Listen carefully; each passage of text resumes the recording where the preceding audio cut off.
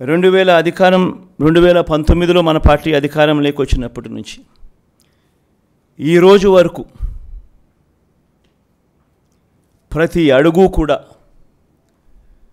నేను చూసిన ఆ సమస్యలకు సొల్యూషన్ వెతుకుతూ ఆ సొల్యూషన్ను మేనిఫెస్టోలో పెట్టి ఆ సొల్యూషన్ను తీసుకొస్తూ ఈ 58 నెలల పాలన సాగింది.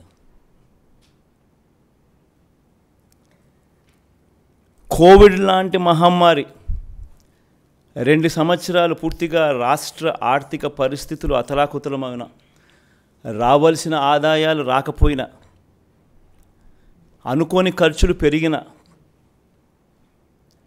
ఇవన్నీ జరిగిన సాకులు చూపలేదు. మేనిఫెస్టో ఇంప్లిమెంట్ చేయకుండా ఉండడానికి కారణాలు వెతుక్కోలేదు, సాకులు చూపలేదు. ఎన్ని సమస్యలు వచ్చినా, ఎన్ని సమస్యలు ఉన్నా